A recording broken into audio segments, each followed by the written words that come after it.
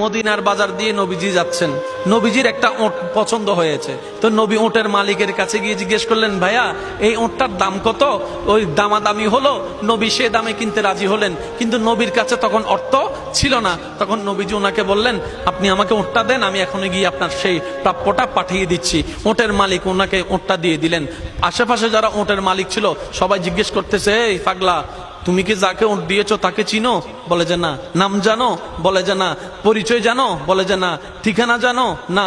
তো তুমি যে ওটটা দিয়ে দিলা, উনি যদি ওটার টাকাটা না ফাটায় তখন তো তুমি লসের মধ্যে চলে যাবা। সে ওটের মালিক বলে, এত সুন্দর নুরানি চেহারাওয়ালা কখনো বাটপার হতে পারে না, কখনো চিটার হতে পারে না, কখনো মিথ্যুক হতে পারে না।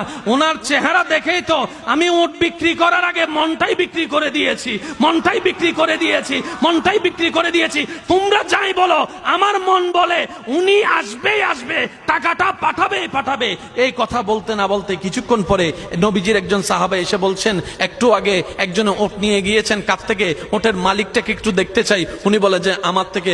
তো উনি বললেন, আমাদের নবী আপনার থেকে ওটটা নিয়ে গিয়েছেন, ধরেন ওটের টাকাটাও দিয়েছেন, আপনাদের খাবার জন্য কিছু খেজুরও হাদিয়া পাঠিয়েছেন, খেজুরও হাদিয়া পাঠিয়েছেন। ওই ওটের মালিক বলে, ভাইয়া টাকাটাও রাখেন, খেজুরটাও রাখেন, আগে আমাকে ওনার কাছে নিয়ে যান।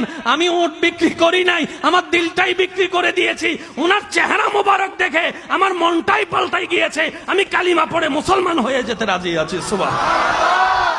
जिसका कोई सानी नहीं वो नबी हमारा है, मुस्तफा की अजमत का हद ही ना किनारा है। आशिक बोले, लम याति नजीर कफी नजरिन मिसले तुना शुद्ध पैदा जाना। চিৎকার দিয়ে বলেন না সুবহানাল্লাহ। ওই নবীটা কাদের নবী? হয় নাই, সবার আওয়াজ বলেন, ওই নবীটা কাদের নবী? আমাদের কি ভাগ্য সে নবীর উম্মত হতে পেরেছে। আর একটু জোরে